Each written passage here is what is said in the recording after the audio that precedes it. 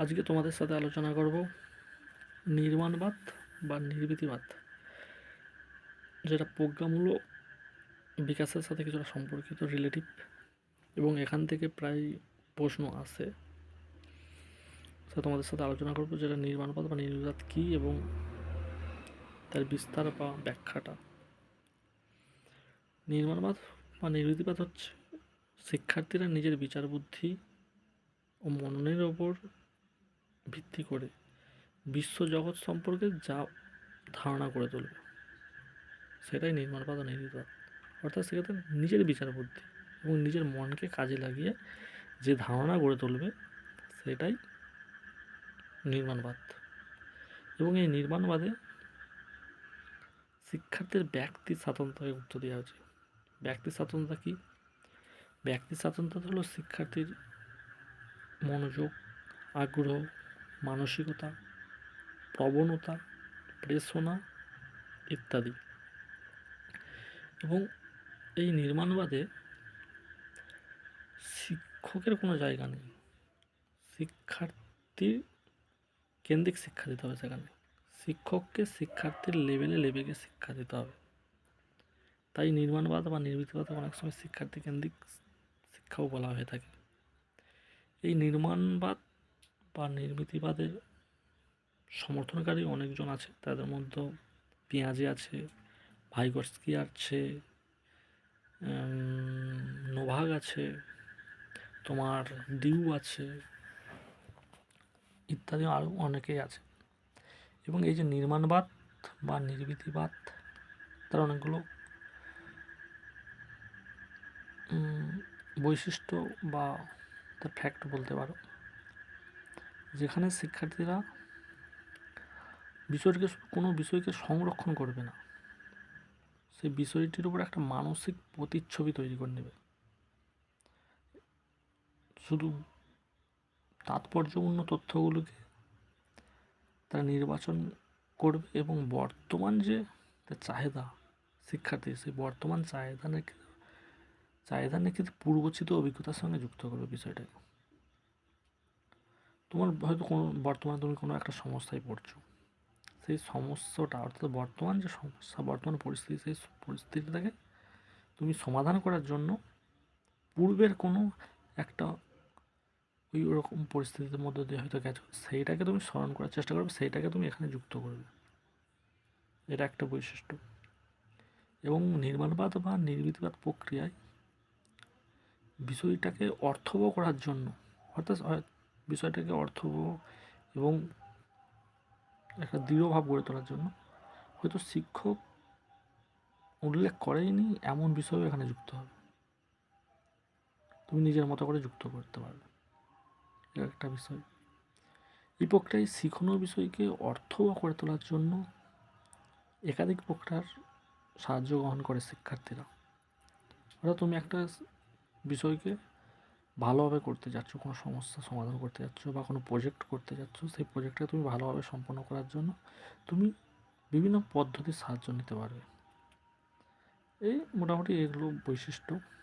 এবং নির্মাণবাদ বা নির্মিতবাদে সমস্যার সমাধান করার জন্য শিক্ষার্থীরা একটা মানসিক প্রতিকল্প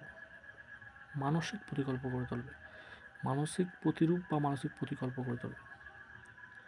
যেমন ধরো, তোমাকে একটা সমস্যা দেওয়া হলো, ধরো তোমাকে একটা রাসায়নিকের সমস্যা দেওয়া হলো বা রাসায়নিকের বন্ধন বোঝার জন্য সমস্যা দিলো। সেই সমস্যার সমাধান করার জন্য তুমি হয়তো বুঝতেই পারছো না কী করে সমাধান করবে। এবার তুমি সেইটা সমাধান করার জন্য দেখা যাবে সামাজিক বন্ধনের ভিত্তিতে, কোনো একটা সামাজিক বন্ধন জানো, তুমি সেই সামাজিক বন্ধনের ভিত্তিতে রাসায়নিক বন্ধনটাকে সমাধান করার চেষ্টা করতেছো। অর্থাৎ নিজের মতো করে তুমি চেষ্টা করতেছো, নিজের সমস্যাকে নিজের মতো করে বুঝছো এবং নিজের মতো করে সমাধান করার চেষ্টা করতেছো। সেটাই নির্মিতিবাদ। অর্থাৎ নির্মিতিবাদের মূল যে কথাটা আছে, সে তুমি নিজের মতো করে চেষ্টা করবে, নিজের মতো করে অর্থায়ত্ত করবে বা নিজের মতো থেকে বিষয়কে বোঝার চেষ্টা করবে এবং নিজের মতো থেকে তুমি সংরক্ষণ করবে। সেখানে বাইরের কোনো জায়গা নেই, তুমি তোমার মতো। এটাই নির্মাণবাদের মূল কথা।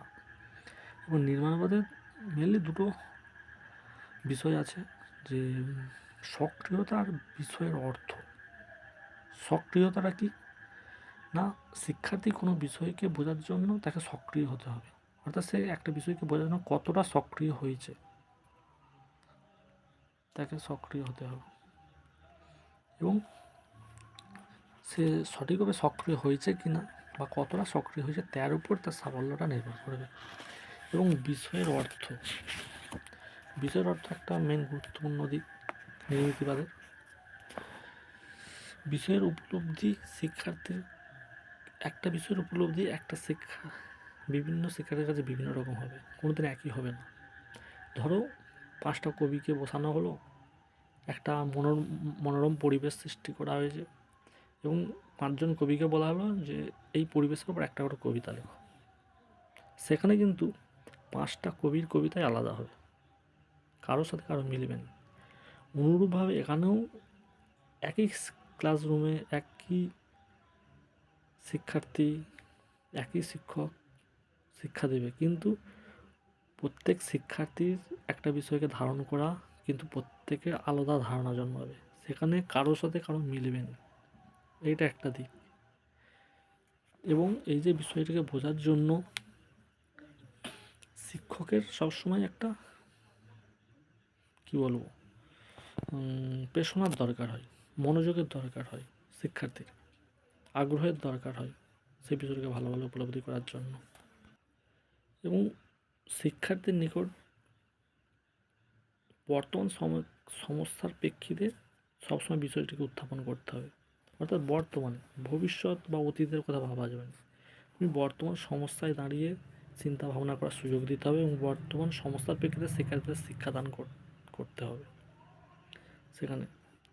এবং প্রজ্ঞামূলক দ্বন্দ্ব পরিস্থিতি সৃষ্টি হবে শিক্ষার্থীদের ক্লাসরুমে সবসময়। প্রজ্ঞামূলক দ্বন্দ্ব মানে যেখানে শিক্ষার্থীরা নিজেদের মতো করে আলোচনা করবে, বিতর্ক করবে, বিষয়ের উপর আলোচনা করে ধ্যান ধারণা করে তুলবে এবং সমস্যাটাকে সমাধান করার চেষ্টা করবে, এটা একটা দিক।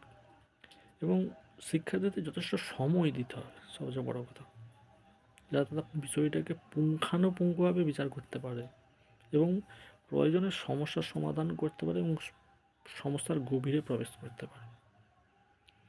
এবং 3 নম্বর যদি বলো, প্রাথমিক ধারণাকে, কোনো সমস্যা বা কোনো বিষয়বস্তু যখন শিক্ষা দিচ্ছ বা সমস্যার সমাধান করার জন্য তাদেরকে দিচ্ছ, সবসময় তার সমস্যাটার বা বিষয়বস্তুটার প্রাথমিক ধারণাকে কেন্দ্র করে গড়ে তুলতে হবে সমস্যাটাকে, যাতে তারা শিক্ষার্থীরা সহজে বুঝতে পারে এবং বস্তুটিকে সংগঠিত করতে পারে, বিষয়টিকে সংগঠিত করতে পারে। এবং নির্মাণবাদে বা নির্মিতিবাদে শিক্ষার্থীদের সবসময় উদ্দীপিত করতে হবে, অর্থাৎ তাদের সবসময় একটা মোটিভেশন কাজ করাতে হবে, যাতে উদ্দীপিত থাকে সবসময় এবং তাদের যে মতামত, তাদের যে ধারণা, তাদের যে চিন্তা, সেটাকে শিক্ষককে শুনতে হবে এবং তাদের মতামত থেকে মর্যাদা দিতে হবে। তাদের যে মতামত, তাদের মতামতটাকে মর্যাদা দিতে হবে। এবং ছাত্র যদি কোনো প্রশ্ন করে, সেই প্রশ্নের প্রেক্ষিতে বা শিক্ষক যখন কোনো প্রশ্ন করছে, সেই প্রশ্নের উত্তরের প্রেক্ষিতে শিক্ষার্থীকে শুধু হ্যাঁ বা না বলা যাবে না, এই বলে সন্তুষ্ট থাকলে চলবে না। শিক্ষার্থীকে তার কারণটাকে বিশ্লেষণ করতে হবে, কারণ বিশ্লেষণ করতে বলতে হবে, যাতে সে কতটা বুঝতে পারছে, কতটা গভীরে আছে বা তার মধ্যে কী ভ্রান্তি আছে সেটা সহজেই ধরা পড়ে। শিক্ষার্থীদের বর্তমান বোধগম্যতা, অর্থাৎ সে একজন শিক্ষার্থী সেই মুহূর্তে যে বোধগম্যতা বা জ্ঞান স্তরে আছে, সেই বোধগম্যতার ভিত্তিতে পাঠক্রমটাকে বিন্যস্ত করতে হবে। অনেক হাই লেভেলে হয়তো তার বোধগম্যতা সেই মুহূর্তে নেই, কিন্তু তার থেকে অধিক হাই লেভেলে কোনো সমস্যা দিয়ে আছে, এটা করলে হবে না। তার যতটা বোধগম্যতা, সে যতটা বুঝতে পারবে সেই অনুযায়ী পাঠক্রমটা বিন্যস্ত করতে হবে। দরকার পড়লে বা প্রয়োজন পড়লে পাঠক্রমটাকে বিন্যস্ত করতে হবে এবং চেঞ্জ করতে হবে। তার শিক্ষকের কাজের পূর্বে এবং প্রয়োজন মতো জ্ঞানের বিকাশ ব্যাখ্যা করতে হবে। এবং শিক্ষার্থী এই নির্মাণবাদে শিক্ষার্থীদের নন জাজমেন্টাল ফিডব্যাক সরবরাহ করতে হবে।